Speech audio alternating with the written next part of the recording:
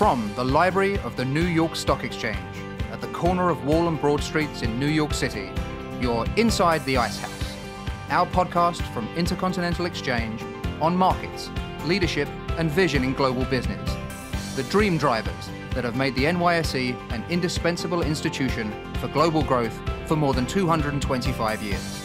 Each week, we feature stories of those who hatch plans, create jobs, and harness the engine of capitalism.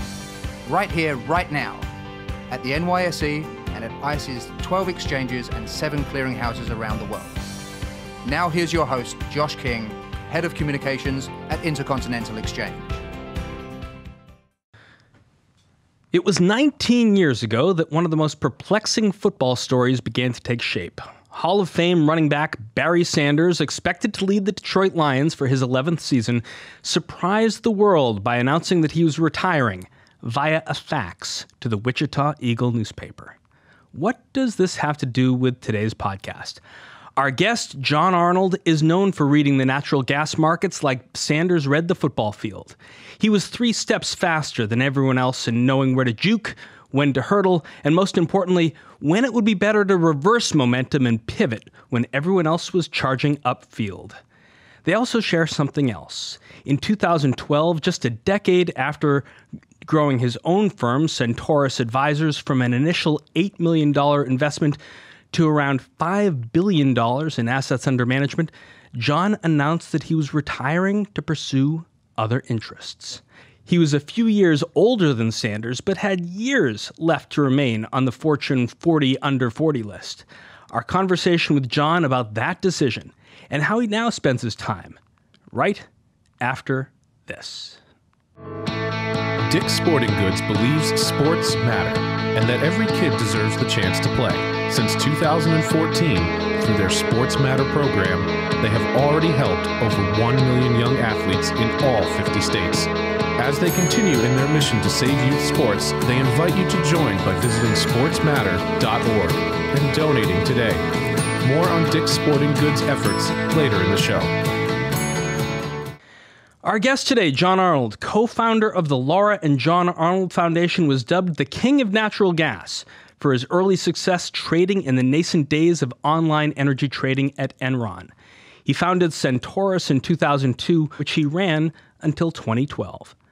John is the second Inside the Icehouse guest to sign the Giving Pledge, promising to give away most of the $3.5 billion that he earned over his career.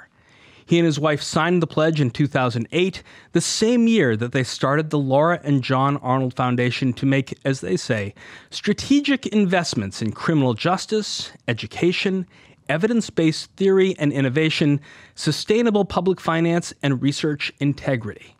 Since 2011, the foundation has awarded $967 million or more in grants to invest in a variety of strategic investments. Welcome to the Ice House, John.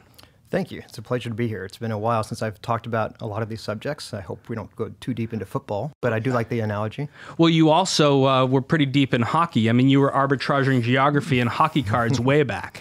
I was interested in business from a very early age. I remember when I was 12, 13, spending my summer walking around the block trying to find yards to mow for $15 a hit.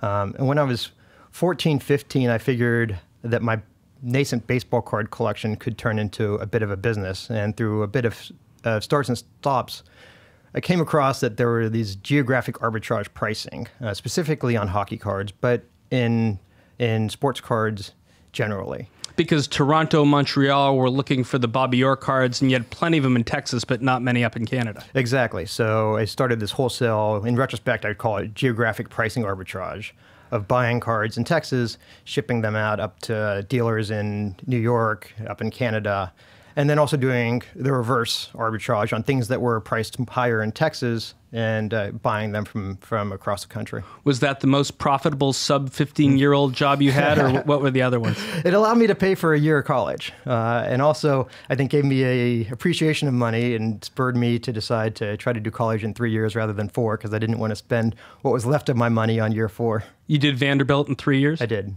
So in terms of geographic arbitrage, John, I'm wondering if the same things that apply to hockey cards apply to natural gas. As I said in the introduction, you were given the name the king of natural gas for your smart decisions in the futures market through the late 1990s and 2000s. How did the market evolve over that time, and where has it gone since then?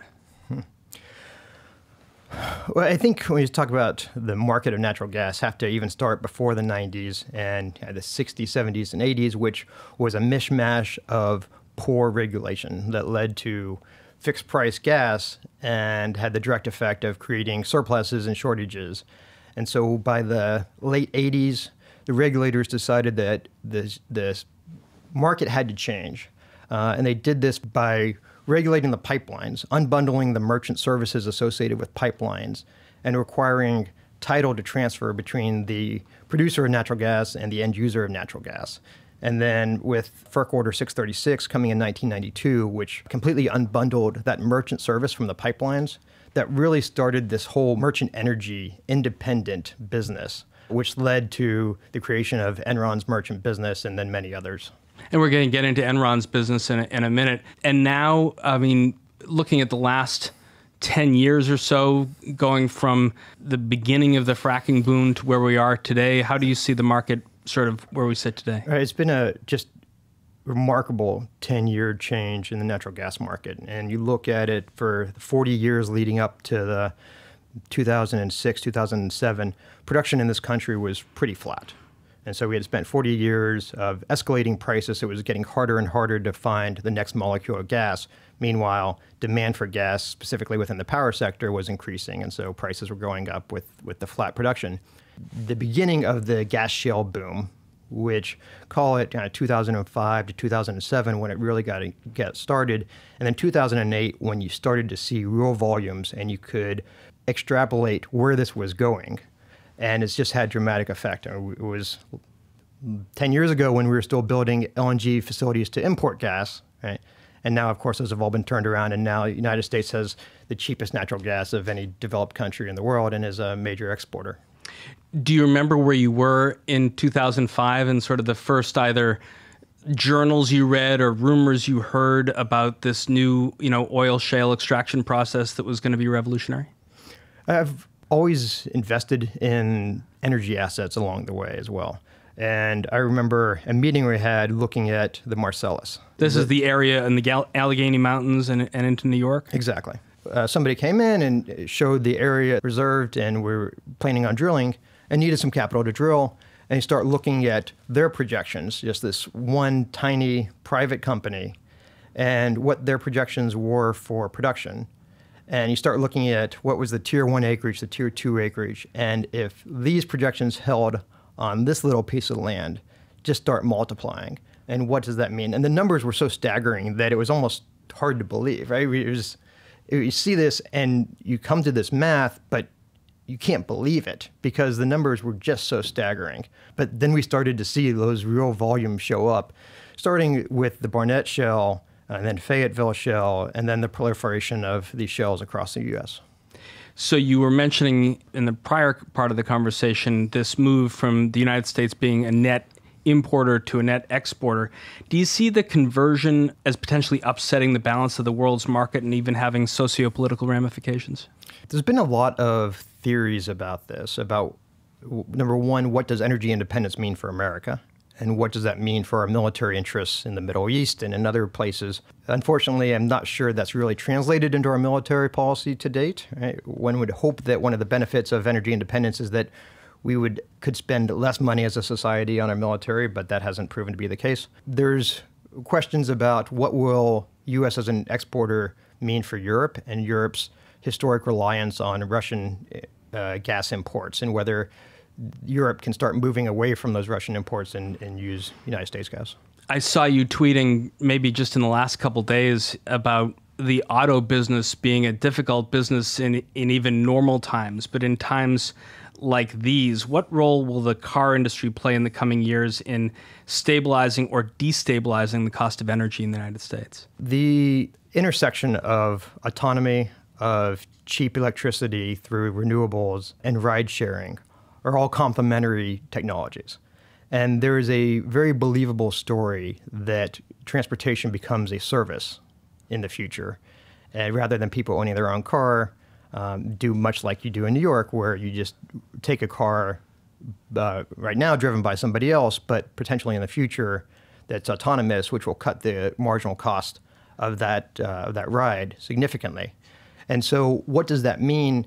Autonomy and electrification, at least today, have significant fixed costs up front. If you can amortize those costs across many more miles, then these become very cost-effective technologies.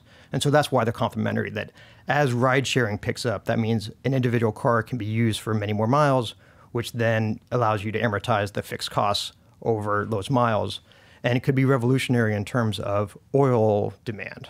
I had a mind-blowing experience just on Sunday. You and I were talking before we went on air about picking our kids up at camp. I was up in the Berkshires heading back to New York, and we just got a new car, an Acura, and I've been sort of loath to press a lot of buttons on it. And I set cruise control for 75, and I pressed the autonomous, spacing mechanism, which, I'm sure has been around for many years, but the first time I ever played with it, and I just found myself completely zoning out in traffic, of going from 75 miles an hour to a complete stop in highway traffic. I had a very similar experience a couple of days ago when I had rented a car, and it had the lane centering mechanism. I had lane centering going too. And whenever I start drifting off, it's pushing me back into the center, and then eventually, after an hour of doing this, I get comfortable, I take my hands off the steering wheel, and the car starts going crazy. Get the hands back on. Unbelievable where our world has come. But let's go back, 20 years to the Enron days, John. You joined right out of Vanderbilt, where you studied math, a topic that you excelled in from an early age.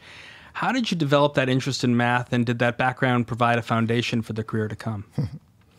I remember, I think I was in 6th grade. I was raised Jewish. My brother had done a bar mitzvah. And in 6th grade, I was doing 8th grade math. And then I would go to Hebrew school on Wednesday after school, and I'd be doing 5th grade Hebrew. And that was a very strong indication to me that my future lay in the quantitative fields. And so I followed that. I was, again, kind of very interested in business, and remember reading Liar's Poker in high school. Michael Lewis's bestseller, Solomon Brothers. Yes. And so I didn't know anything about banking. I didn't know the difference between investment banking and trading, but I had read enough about the culture of it and about how young people could succeed that I knew that's where I wanted to be, that's where the action was. So I grew up in Dallas. My mom was an accountant. My dad was a corporate lawyer. I went to Vanderbilt, again, very far from Wall Street. I didn't have that flavor or taste of it. But when I came out of school, I wanted that job. And I applied for a number of jobs in New York. Not many of the banks were interviewing at Vanderbilt, and got turned down from all of them. And the best job I got, coincidentally, was back in Texas. And this was Enron. Even growing up in Dallas at the time, in 95, I had never heard of Enron until that interview process. Nickname was the investment bank of the energy industry, and had been ranked #1 by Derivatives Magazine for natural gas derivatives. And I thought, this is close enough. I'll go try that for a couple years, go to business school, and then try again for Wall Street. So come to you for quantitative analysis, not necessarily bar mitzvah tutoring. Exactly. When I think of you, I think about your career, I think about Malcolm Gladwell's Outliers. Take me through the first couple of years at Enron and how you went from being a trading assistant to your leading the natural gas desk in just a matter of months. So to back up just one step, at college I double majored in economics and math with a concentration in statistics, which in retrospect was the perfect degree to get into trading. Right? Kids make notes. Economics is how do you price and allocate scarce resources. In statistics, you learn that the concepts of expected value and probability distribution function and causality and regressions. I remember doing my interview at Enron, the Super Saturday, where you go down to Houston and get the 5 interviews, and I happened to have an interview with the head of quantitative research, and I didn't know it when I stepped in. And I'm talking about how I like statistics, and then in his mind, I think he's thinking game on. I get the job offer, I accept it. Analysts, coming in from undergraduates generally don't go to the trading floor. And they had seen something in me. I got very lucky with timing that happened throughout my career, in that a couple people had left the oil trading group a few months before I was supposed to start. And I get a call from Enron, and they say, if you can start immediately, you can start on the trading floor. And I said, well, I still have 2 or 3 weeks of school, but I'll come the Monday after that. And sure enough, I did. I showed up, and I was the only undergraduate that was on the trading floor, that had the first rotation on the trading floor. And I got the huge benefit of getting that first job was the perfect one for my skill set. And so I never left the trading floor. I was supposed to rotate through all the different divisions of Enron for the first each 6 months, and just never did. I stayed in trading. So I was in oil trading for the first year. And something was that you keeping yourself on the trading floor, or did upper management say, keep this Arnold kid where he is, he's doing great? I think both.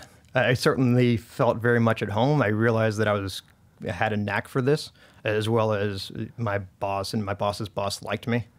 But that first year when I got there, so I started at Enron in 1995, and 1995-96 was a very significant year for natural gas. Again, the market had recently been deregulated, so it's still very nascent, but there was a severe cold front in the eastern part of the United States.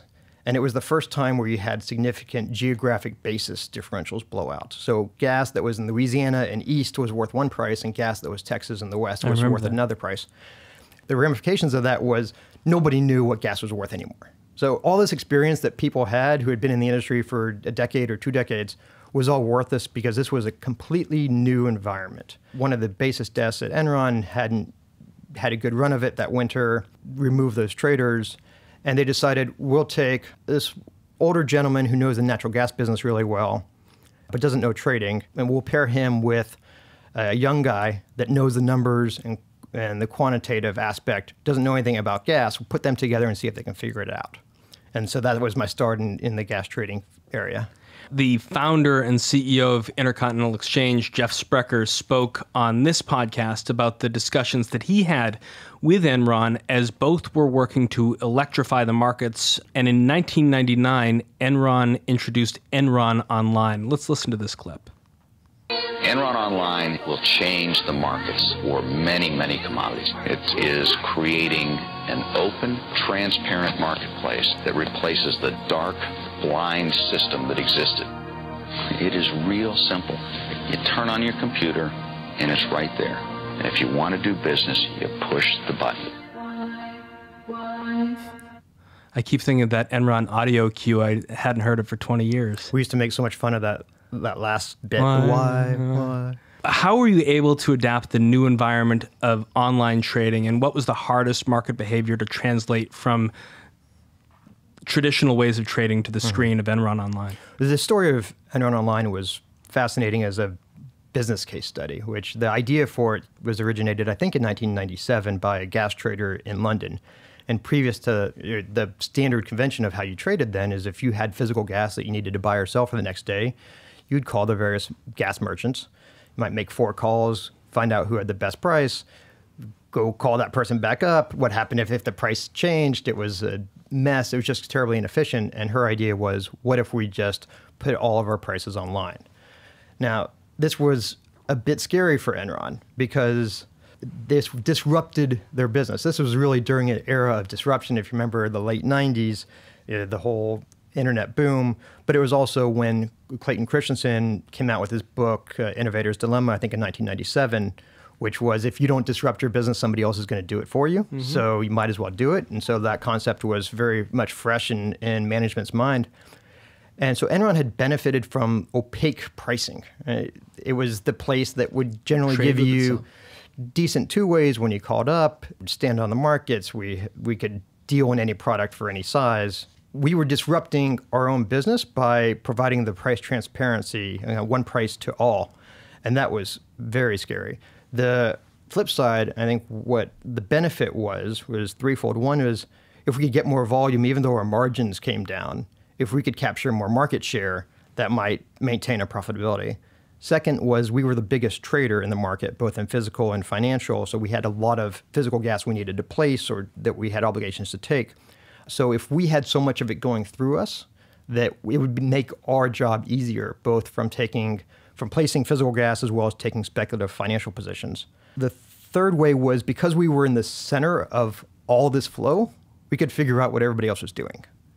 We saw a very high percentage of the transactions that happened in the industry. So we would be able to see things develop before others. Was that you seeing them and making these conclusions, other analysts, sort of the groupthink of the data being sort of in front of everybody's eyeballs? This was before the time of really big data. So we weren't mining this, trying to figure things out. It was more just the intuition of you see these trades go through your system, right? And you see the counterparties, and you can start piecing together the story of the market. I never used technical analysis in trading because I think that was really trying to piece together what's the story of the market, trying to quantify the psychology of the market. Because we were in the center of all that volume, I didn't have to use technical analysis. I could see that volume coming through and tell the story of the market just by seeing what others were doing. Just sort of like geographic arbitrage on hockey cards. It all comes back. Enron Online was one of the most profitable divisions of Enron leading up to that company's collapse. While you weren't involved in that, your emails became public as part of the investigation. Looking back, what are your takeaways from the experience that helped you immediately after that to move on and still resonate with you to get 2 decades later? So Enron Online was a trading tool, right? But it wasn't its own P&L center. It was just a mechanism to trade. But we still, each trader had the responsibility of managing the position that came from that, of setting the prices, of deciding whether he or she wanted to get long, short, et cetera. But it was a crazy 2 years. And I think about it, I would come in at 7 o'clock Central, I'd have to turn on the system. I'd have two-ways, live two-ways in a multitude of products that I would keep live, accurate, tradable from 7 a.m. to 3 p.m. every day, Sunday nights as well. And although it was only open for 2 years, I think it probably took 4 years off my life. Yeah. But it was just an incredible, crazy experience that very few people, I think, have ever had an opportunity to be a part of. One of the bits of history that's not all that well known is that UBS bought Enron Online, or at least what remained of it, I think, and you were offered a position at UBS. Were you tempted to join your colleagues there? Mm-hmm. So late 2000, Enron stock's around $80. By October of 2001, the stock crosses $20 on the way down. And the rhetoric on the company is terrible. And that was when the people started wondering about the credit quality of Enron. And of course, trading at that point had significant component of it was over the counter. And so you had to take the credit worthiness of many counterparties, and other counterparties took the credit quality of Enron. And once the market started to lose that, it became clear that Enron as a standalone trading company wasn't going to last. So management started the process about trying to bring in a joint venture to bring the credit into the business. The 3 finalists were JP Morgan, Citibank, UBS. All had either negligible or tier 3 trading shops, but had money, had credit. And so combine what Enron had with what the banks could provide, and it seemed like a good way to preserve value of the trading floor, both for Enron and then later for the estate of Enron.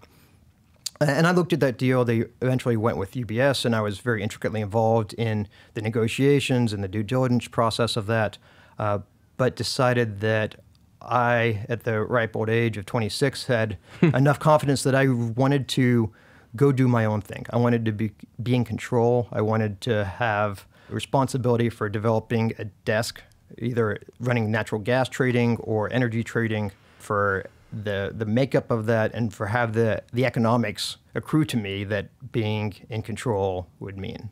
So you, the grizzled veteran, at age 25, 26, you begin Centaurus. In addition to setting up an actual trading desk, the other much more perfunctory rote aspects of opening up a business in your mid-20s, and everything from human resources to client acquisition that goes along with it. Were you prepared? What were some of the sort of mountains that you faced? You knew in your head how to trade, but did you know how to run a company? This is one of the first questions I ask people who come to me with the idea of starting a hedge fund is, do you want to run your company? Do you want to be dealing with lawyers? Do you want to be renting office space and dealing with investors and auditors, et cetera? And yeah, at the time I did. I wanted that control. I wanted to have it all. And I quickly realized that wasn't my strong suit and needed to bring in reinforcements to help on that.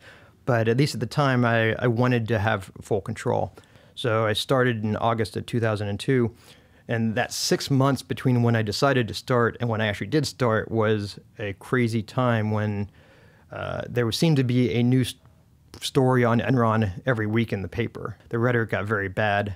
And the questions came up not only about what improprieties may or may not have happened there, but who was involved in that. And so while I had $50 million soft circled from my start and I was cutting people back, the investors naturally all pulled back and said, why don't you get started? We'll see how this goes. Whenever it quiets down, call us then. So my $50 million of day one capital that I was allocating people back turned into $8 million. $5 million from a bank in New York that would give me the money in exchange for my clearing business, $2 million of mine, and then $1 million from a random fellow, a trader in the Chicago Board of Trade who had read about me and called me and I think wrote a check without signing a doc. So my thought goes to like NFL draft day, and you're either given like Bill Belichick's HR fund from Mr. Kraft, or you have whatever the Cleveland Browns has to offer. You go from 50 million down to 8 million. Talk to me about the first couple draft picks you made and why you thought those people were going to be integral to the success of Centaurus. Very quickly after Enron's bankruptcy, the whole merchant model fell apart. Wall Street became concerned about how the accounting standards of all the energy merchants. And so you had this line of dominoes who had all copied the Enron's energy merchant model, who then all fell when Enron fell as well. And so the inefficiencies and the availability of people were off the charts. Right? You could hire anybody, and the market was just terribly inefficient. But again, I only had $8 million in the fund. The quarter that was mine, I had a little bit of money to run the business on my own. So started small. I had rented office space. I had bought computers. I had bought furniture. And as I was doing this, as I'm making all these commitments, my day one money keeps declining. And so it just became, I got to get started. So might as well just start with $8 million and we'll go from there. And because part of the business was market making and arbitrage, and part of the business was position taking, and the inefficiencies that were there, and then nobody was making markets, you could just arb from one call to the next. There was a lot of fee income, kind of very low risk money I could make just by manning the phones. Yeah. So first month I'm up 30-something%, but even defining it as a percent is a bit deceptive because it was really just, I could make a few $1 million a month with my eyes closed, just picking up the phone. All of us can, really. It was a different time then. The first 3 months I have 30% plus returns each month, which compounds over 100% in the first 3 months. And now those investors who had said, hey, we'll see how it goes. They call me after things die down. We'll see if this is real. The phone starts to ring. The phone starts to ring. And so from there, the amount of money under management escalated very quickly. So you had some banner years, including 2006, when you made a huge investment on the price of natural gas going down. And then on the other side of those trades, Amaranth Associates and Brian Hunter lost $6 billion in natural gas, leading to the intense scrutiny of the natural gas markets. Take me through what happened. I've always thought if I ever wrote a book on those Brian Hunter Amaranth days, that I would start with the prologue, and with the story being the follows. So I'm in New York for vacation, September of 2006, with my then girlfriend, now wife, with a ring in my bag. I was going to propose to her on that Sunday. On Friday night, I get a call from Brian. This is late September of 2006. And he says, I'm having a bad run of it. I'm wondering if you had interest in buying my book. And I had done this several times in my career. And so I said, sure. And I had my belief as to what the size was. And then he sends over the position the next day on Saturday. And I think I fell out of my chair because there was 3x what I thought it was. I just started thinking about what price do I do this at and how much he had deviated market away from fair value. So to take a couple steps back, the backstory on this. So in 2005, he had been long, and the hurricanes, starting with Katrina in August of 2005, but really Rita in September of 2005, which hit the 1-2 punch Texas-Louisiana border and really shut down a lot of the offshore production as well as processing facilities, so kept some gas off for months. The market spiked and he had done very well. And then there was this thought in the market that this was a structural change in how hurricanes were going to hit and the strength of hurricanes prospectively. So in 2006, again, kind of piecing together from what I've learned after the fact as well as what I could figure out seeing the flow, was his strategy was get very long, especially the spread March, April, in the summer of 2006. He'll wait until some of the hurricane scares come in, and because he owns so many of them, making the market short, he will get to set the price, or to some extent. And go through 2006 when he had gotten the benefit of this exogenous weather shock in 2005. 2006 was an incredibly quiet hurricane season. So and started several years of benign weather as well, right? Up until like 12 in Charlie. It has, yes. The risk premium associated with these positions that he was counting on for the hurricane to hit started ticking away. And then it got to a point where it got the attention of the higher-ups with an amaranth. And unless, I think about how was this position allowed to get put on and what were the risk parameters. And the difference is that for a macro hedge fund that's used to trading interest rates and currencies and other commodities besides the energy that you can have easy storage of, the spreads, especially deferred spreads, aren't very risky. And especially if you do butterflies, then they're very What's a butterfly? Low risk. So you're long one spread, so say you're long month 5, you're short month 6, and then you're also short month 6, long month 7. So you're long one spread, short another spread. The only risk is that if the kink in the curve develops. Well, natural gas has this kink. So if you have a risk department that doesn't understand this specific commodity, it doesn't know how to measure the amount of risk that one's taking. So again, I think there was some negligence from higher up there, but fast forward. So as the risk premium starts eroding in the market with no hurricane, and then this spread that I think I valued it as 30 cents, worth 30 cents on a true expected value basis. Throw in something for the risk premium, which was significant, maybe 20 cents. It's probably worth 50 cents. It had hit close to $2 in the summer of 2006. And was just a very destructive spread for the industry. But it turned out, and I think it's evidence that whenever one person tries to take too big a position, it ends up going wrong. Right? And so the question is the market self-correcting in that way? That anybody who tries to take too big a position and deviate things away from fair value for too long, that it's going to self-correct and you're going to blow up? Or should the CFTC get involved and set limits on to not create the carnage in the meantime? You identified some writing a couple days ago, I think, one of Matt Levine's pieces, to say that people can't time the market, but in reality, it's just that you can't time the market. I've become very bearish on hedge funds, ironically. Which is, so we're going to get to this, because when you closed Centaurus, it was widely reported that the fund was the most successful energy hedge fund in history. And if you have to look back at the history of it that has not yet been enshrined in a book, what would you say was the fundamental key to its success? Timing was hugely valuable, right? Starting right when I did. I think there was an advantage of being the first hedge fund that was able to get superior economics from investors, which then allowed me to both hire the best people as well as invest the most money into the research side of the business.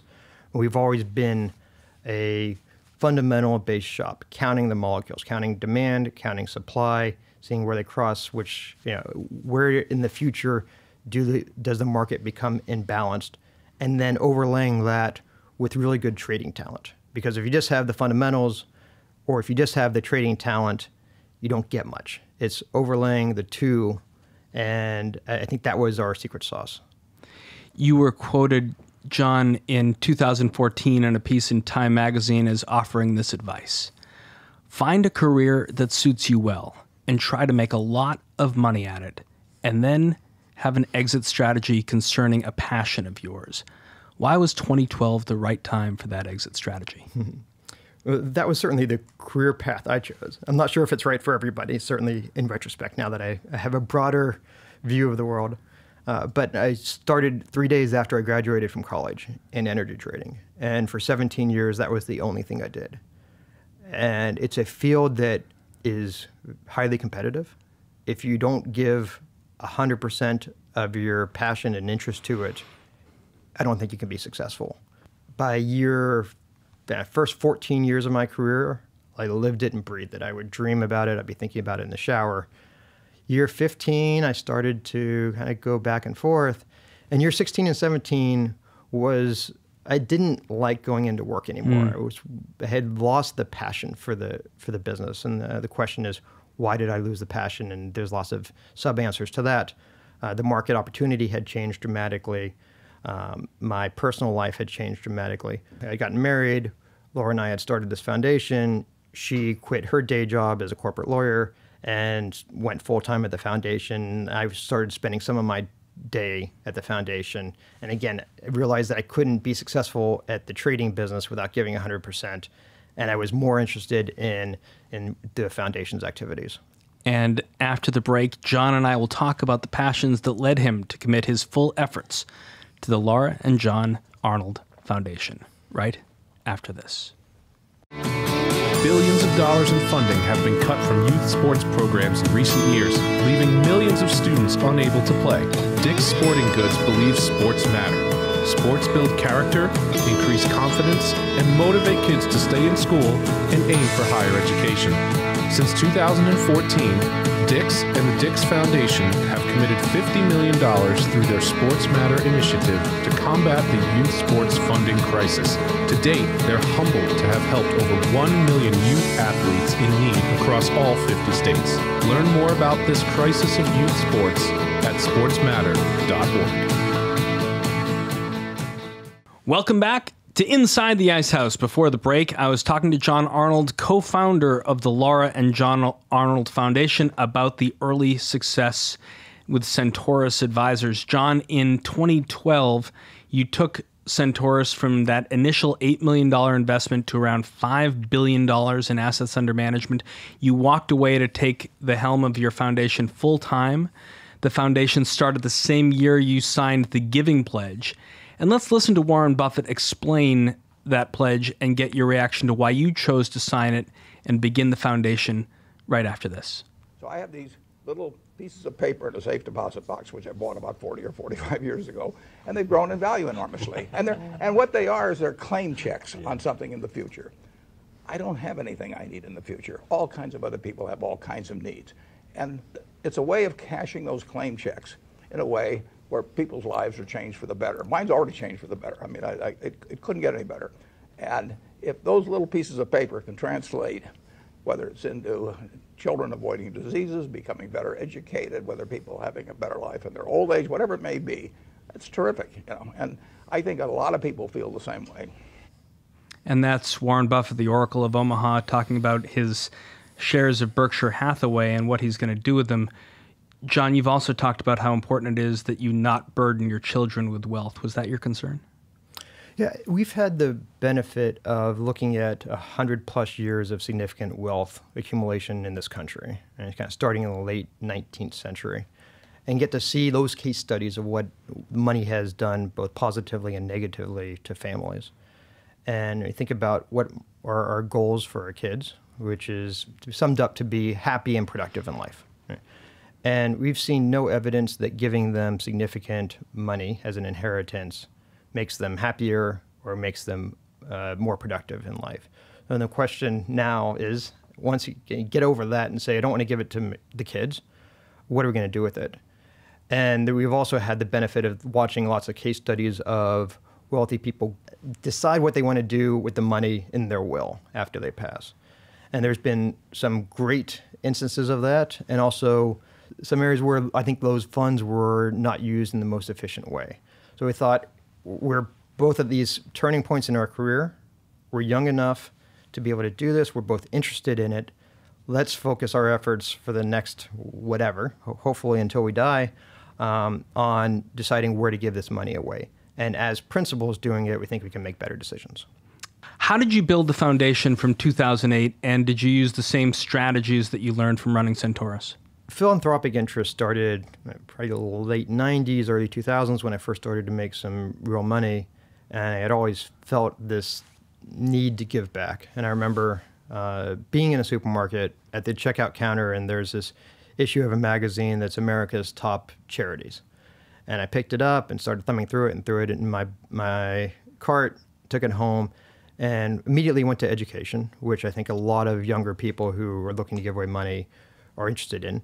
And there was an organization that was in Houston, not too far from where I lived. And so it was very easy to give them a call, say, I want to do a tour. I went down there, and what struck me was that what was happening in that building, which was a KIPP school, was very different from what was happening to a school right down the street. And that started on a long journey for me as to why is that happening, and thinking about what's the policy reason and the government response as to why this is happening at small scale. It is not growing terribly quickly, and it's not influencing the broader education system quickly enough. So spent that next 10 years mostly focused on education.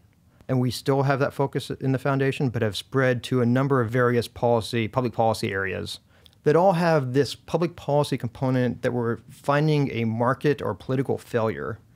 Find an idea that somebody has that has some level of evidence that it's a successful one, and going and testing it at broader scale, piloting it, testing it, and then trying to create policy or process out of that idea. I want to go around the horn a little bit on some of the policy issues that you're focused on, but back to the origin of the foundation and that trip to the supermarket and that magazine article and the KIPP school. I mean, Texas is an amazing sort of laboratory for social issues generally. If you think about what's happening, in Houston and Dallas and down to the border, did you begin to think about your impact from a very local basis, or did you already know you would scale outside of Texas? One of the first questions any philanthropist has to ask is, what is my group? How do I define my group of people? And so a lot of people choose to do it as their city. Some people choose a religion or a specific interest or a health area. Some people have chosen the world globally. When we made the very specific decision to focus nationally, we felt that this was our allegiance was to our country first, and it was also what we knew. So we knew how things worked in the United States. Arguably, your money can go further in Africa, but if you don't know how that system operates there, then those dollars, which theoretically can go further, might not be used efficiently. And I think that's been played out by a lot of the efforts of trying to do good there. So focusing in on education, John, you've given, I think, about $200 million to help failing schools across the country. Such a broad but incredibly important area. Take us through what the portfolio model of school governance entails and why you believe this is the best way to educate the next generation. So this had been an idea on paper through Katrina. And when Katrina happened, New Orleans, which was one of the lowest performing school systems in America, the state had stepped in, took control of the system, and they decided that they wanted to bring in a bunch of third-party operators, the charter school management organizations, to run the schools. And so the idea is that government as a monopoly doesn't do a great job of innovation or quality control on schools, and that government's primary focus should be on providing tight regulation, but that school delivery should be done by a competitive sector. It is not a natural monopoly. So let nonprofits compete to have the opportunity to have the resources and the building to educate kids, and let government serve as the decider about who gets those resources. So when it happened in New Orleans, and now New Orleans is 100% charter, and the results there were dramatically different today than what they were. And a number of cities have looked at that model and have tried to replicate parts of it. Now, luckily, we don't have the same type of natural disaster that happened in New Orleans happen someplace else. So you don't have the dramatic shift from one year to the next that happened in New Orleans, but there's a number of steps that cities can take. And so we support that change in governance and cities that are taking those steps to making government more the regulatory agency and allow third-party operators. Let's move on to healthcare. Your team within the Laura and John Arnold Foundation is working to bring down the skyrocketing costs of prescription meds while keeping in place the necessary systems that allow for innovation and discovery. You're working on this first by expanding access to information about the quality and cost of care provided by local doctors and medical centers, and also by funding Healthcare Cost Institute, the HCCI, and the Harvard Healthcare Markets and Regulation Lab, two organizations that are analyzing health reforms across the United States. What spurred you to take on this massive industry? So we get very attracted to areas of philanthropy where others are not playing. Okay? So the area of diseases and of trying to find new cures for diseases is hugely important, but there's a lot of people playing in that area. So we look at it, where's our value add? And one of it is things that don't elicit passion from the typical person.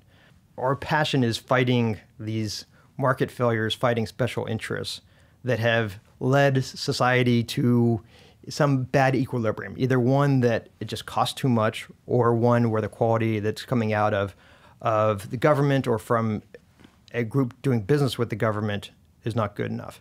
So within healthcare, we're really interested in this issue of pharmaceutical pricing, in which you have a company that makes a life-saving drug that is hugely important, but is granted a regulated monopoly. And every other industry that's given a monopoly has tight regulations on what price it can charge. Because of the politics associated with pharmaceuticals, largely due to the amount of money spent on advocacy and lobbying by the industry, Congress has found itself unable to act on this issue. And so the industry's had to jerry-rig this crazy system of trying to provide a counterforce to pharma that's led to a totally irrational pricing system. So we support a number of efforts to think up what would a more rational system look like, and then trying to test and implement those ideas. Another area in healthcare that we have interest in is trying to steer the industry to this concept of value. So we should think about value the same way we do in any other field, which is quality divided by price. That you want high quality and you want low price. There's a lot of procedures and even pharmaceuticals that are done today where the quality relative to the price is very low. So if the system can steer or fixed resources, which I think a fundamental component of this work, you have to start with this assumption that society has a fixed amount of resources, so how can we use that most effectively? Some of the projects that you've supported have focused, John, on improving and leveraging the emergency response to drug overdoses, people in mental health care crises, or other issues such as homelessness, where the conduct at issue is more related to health or service needs than criminal intent. Do you see these issues that as part of the health insurance issue, or how the country continues to rely on police and emergency responders to provide the social safety net? The idea that the cops are riding around with injections to stop an overdose in mid-flight versus more societal ways to address the opioid issue. One of our fundamental tenets is we're trying to find better solutions without spending more money, because the reality is that most states and localities are very constrained for resources, and that's where the financing for these programs comes from. So to do that, we have to do broad evaluation of new ideas and of ideas that are in existence today.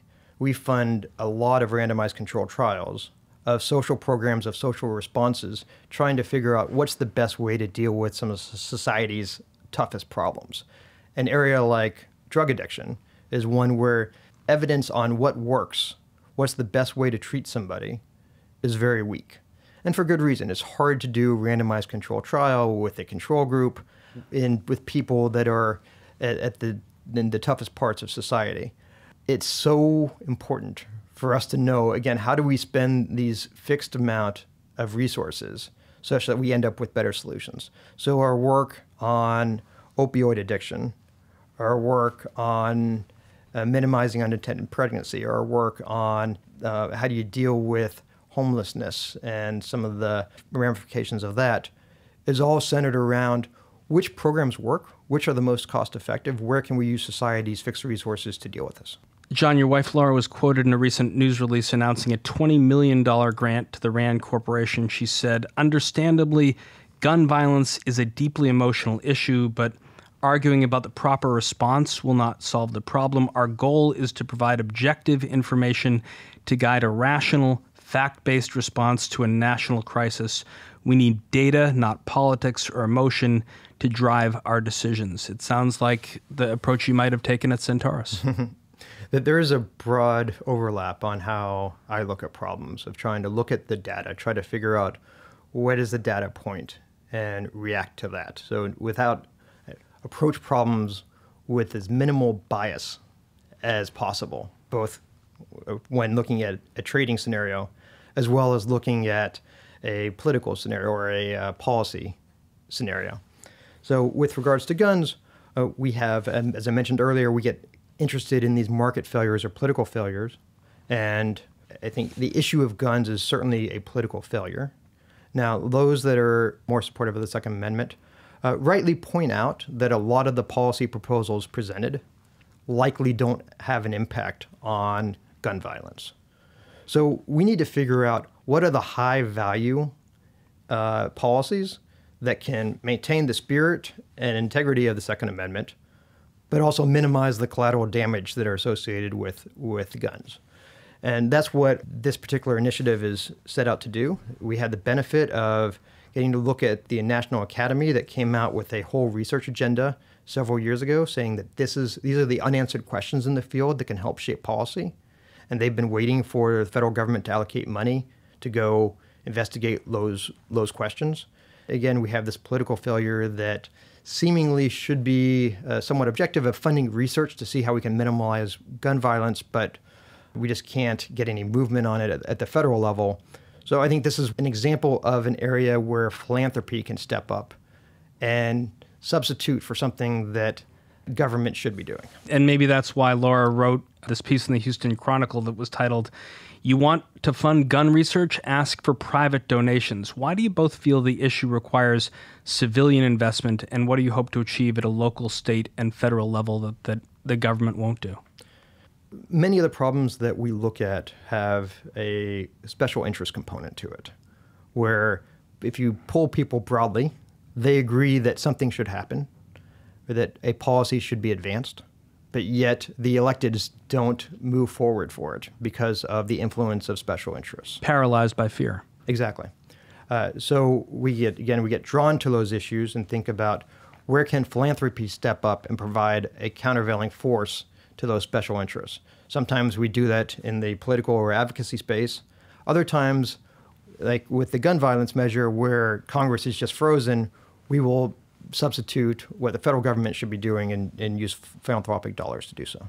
You tweeted a couple days ago. You've been reading my Twitter account. I have been. I mean, I'm sure you, like I, follow real Donald Trump. You're one of the 55 million who do. He tweets something the other day in which he basically sticks his nose up against the Koch brothers. And in a sort of complimentary way, you say, well, this was sort of the promise of the Trump administration, that a guy who's worth however many billions he's actually worth has the ability to say he's not beholden to the sort of forces on the left or forces on the right that would push him in one direction or another. There's a book I read recently entitled "It's Our Turn to Eat," and it's referencing, I believe, Ghana, about how the political system there, that whenever a political party from a certain region of the area that represented a certain ethnic group took power, it's quote unquote their turn to eat. Right, that they get the spoils of it and that all the rewards from government should go to them. And I feel like on both sides of the political spectrum now, we have that philosophy of it's our turn to eat. So both from the left and the right. And I really think that the way to solve this is to get a president who can stand above that partisan divide and do things that's not beholden to special interests and can stand above it and provide or do things that are just good for the country. It's unlikely. Mike Bloomberg was able to do that in New York when he was mayor, but our billionaire in the White House is having some challenges. It would be interesting seeing a New York billionaire succeed a New York billionaire. Another initiative that you're involved in is sustainable public finance, talking about a New York billionaire following a New York billionaire, namely tax policy and pension reform. Let's dive into both of those areas, starting with tax policy. The foundation funds the Pew Charitable Trust's Economic Development and Tax Incentives Project, as well as the Tax Policy Center, a joint venture of the Urban Institute and the Brookings Institute. Explain for our listeners what each of these programs is researching, what the ultimate end goal is. So I got interested in public pensions back about 2009, and there's the saying that whenever the sea recedes, you see who's not wearing the swimsuit, and that's what happened with public pensions in 2009, that a lot of flaws had developed in the system, but a strong stock market had hidden it. And whenever the stock market retraced, you saw these flaws both on the benefit design as well as funding design. So benefit design is the person who worked for the state or the city, what is the formula that determines what their pension is? And funding design is how much should the city or state be putting away today to meet those obligations that are going to happen in the future. This tenet of fiscal sustainability runs through all of our efforts, because if you don't have a sustainable government, if you don't have a responsible fiscal government, then the ability to provide the normal government services in the future gets severely compromised. And we saw this in a number of cities and states. We still see it today, even with strong economic times, good stock market returns, is that the pension obligations are just eating away at localities. And it's really going to compromise our ability to provide these services in the future. Again, an area that very few people are working on. We were really the only philanthropic dollars that got into it. There was broad consensus about what a better system should look like. And the question was, how do we combat the special interests who want to maintain status quo? Now, the question of what to do is very complicated. I think the easiest is changing the system for new employees. So before somebody takes a job, it's here's the current system. What happened in the past, but you can make a decision whether to take the job today based upon this new set of promises. The second way to deal with it for states that have more severe problems is to go to existing employees and say, everything we've been promised to date counts, we're going to abide by that, but going forward, you're under a different system. The third way that I think everybody believes is the wrong way is to wait until you're towards the end of your career or after you've retired and then go change your benefits then. But that's what we saw in Central Falls, Rhode Island, whenever they went bankrupt and you saw current retirees have their pensions slashed by 50%. And at that point, that's too late. If you give people 20 years, 40 years to change their behavior, they can do it easily, but they can't do it whenever they're 70 years old. So we need to make these systems sustainable, fiscally responsible, and we need to bite the bullet. And that involves both oftentimes changes on benefit design, but it also involves more money needs to be put away by the cities and states today.